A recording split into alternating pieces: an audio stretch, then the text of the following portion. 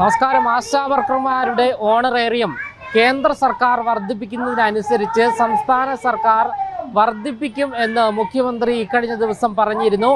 LDF യോഗത്തിലാണ് മുഖ്യമന്ത്രിയുടെ ഈ ഒരു പരാമർശം ഉണ്ടായിരിക്കുന്നത്. എന്തായാലും ഈ ഒരു വിഷയത്തോട് ഈ ഓണറേറിയം കേന്ദ്ര സർക്കാർ വർദ്ധിപ്പിക്കുന്നതിനനുസരിച്ച് സംസ്ഥാന സർക്കാർ വർദ്ധിപ്പിക്കുമെന്ന് മുഖ്യമന്ത്രി പറഞ്ഞതിനോട് ആശാ വർക്കർമാർ എങ്ങനെ പ്രതികരിക്കുന്നു എന്ന് അറിയേണ്ടതുണ്ട്. LDF യോഗത്തിൽ പറഞ്ഞത് കേന്ദ്രം ഓണറേറിയം വർദ്ധിപ്പിക്കുന്നതിനനുസരിച്ച് സംസ്ഥാനവും വർദ്ധിപ്പിക്കുമെന്നാണ്. ഇതിൽ ആശാ വർക്കർമാരുടെ നിലപാടെന്താണ്? ആര് വർദ്ധിപ്പിച്ചാലും ഇല്ലെങ്കിലും ആശാ വർക്കർമാർ ഉന്നയിച്ചിരിക്കുന്നത് ദീർഘകാലമായി മിനിമത്തിൽ താഴെ വളരെ തുച്ഛമായ തുകയ്ക്കാണ് ആശാ വർക്കർമാർ പണിയെടുക്കുന്നത്. ഉയർന്ന ജീവിത ചെലവ് വരുന്ന ഈ കാലഘട്ടത്തിൽ ഇനി അത് സാധ്യമല്ല. അതുകൊണ്ട് മെച്ചപ്പെടുത്തിയേ പറ്റുള്ളൂ. കഴിഞ്ഞ 18 വർഷമായി സംസ്ഥാനത്തെ ആരോഗ്യ വകുപ്പിന് കീഴിൽ പണിയെടുക്കുന്ന ആശാ വർക്കർമാർക്ക് വിരമിക്കൽ പ്രായം സർക്കാർ നിശ്ചയിച്ചിരിക്കുന്നു.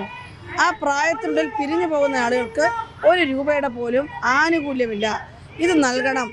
അത് ബംഗാൾ ഗവൺമെൻറ് നൽകുന്നത് പോലെ ഏറ്റവും മിനിമം 5 ലക്ഷം രൂപയെങ്കിലും നൽകണം, പെൻഷൻ നൽകണം. ഇതൊക്കെയാണ് ഞങ്ങളുടെ ആവശ്യം.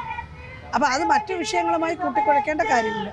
ഈ ഒരു വിഷയത്തിൽ നമ്മുടെ സംസ്ഥാന സർക്കാർ എന്തെങ്കിലും പിടിവാശി ഉള്ളതായി തോന്നുന്നുണ്ടോ?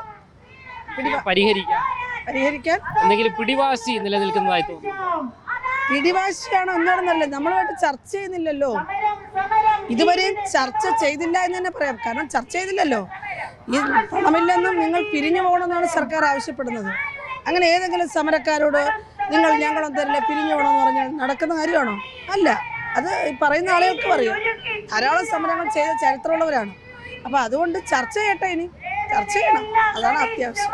ചെയ്യാൻ തയ്യാറാകുന്നുമില്ല, പറയാൻ തന്നെ ദാരിദ്ര്യമാണ് പറയുന്നത്. അതെ, സർക്കാർ ആശാ വർക്കർമാർക്ക് തരാനേ ദാരിദ്ര്യമുള്ളൂ എന്നുള്ള എല്ലാവർക്കും അറിയാം. ഓരോരോ രംഗത്തെ കണക്കുകൾ പുറത്തു വന്നുകൊണ്ടിരിക്കുകയാണ്. ഹെലികോപ്റ്ററിൻ്റെ വാടക, പല കാര്യങ്ങൾ വരികയാണ്.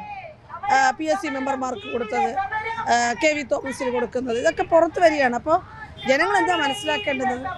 പണമുണ്ട്, ധാരാളം പണമുണ്ട്. പക്ഷേ ആർക്ക് കൊടുക്കണം എന്ന കാര്യത്തിലുള്ളൊരു വിവേചനം മാത്രമേ ഉള്ളൂ. എന്തായാലും ആശാ വർക്കർമാരുടെ സമരം, നിരാഹാര സമരം ഇന്ന് 2ാം ദിവസമാണ്. അതുകൂടാതെ ഇവർ സമരം ആരംഭിച്ചിട്ട് ഇന്ന് 40 ദിവസം പിന്നിടുകയാണ്.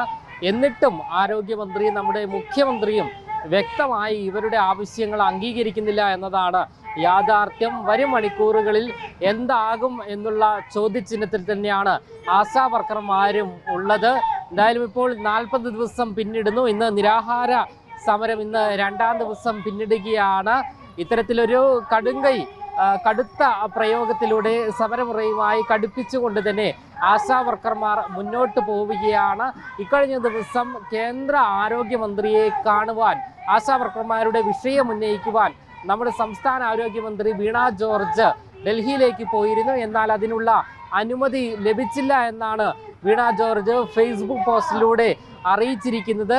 എന്തായാലും ഈ ഒരു വിഷയം നമ്മുടെ ആരോഗ്യമന്ത്രി, കേന്ദ്ര ആരോഗ്യമന്ത്രിയെ വരും ദിവസങ്ങളിൽ ഈ ആശാ വർക്കർമാരുടെ വിഷയം വിശദീകരിക്കും. ഓണറേറിയം ഉൾപ്പെടെയുള്ള ആവശ്യങ്ങളെക്കുറിച്ചും ഈ ആശാ വർക്കർമാർ ഉന്നയിക്കുന്ന മറ്റ് ആവശ്യങ്ങളെക്കുറിച്ചും എല്ലാം തന്നെ കേന്ദ്ര ആരോഗ്യമന്ത്രിയുമായി സംസാരിക്കുമെന്ന് തന്നെയാണ് നമ്മുടെ സംസ്ഥാന ആരോഗ്യമന്ത്രി വീണ ജോർജ് വ്യക്തമാക്കുന്നത്.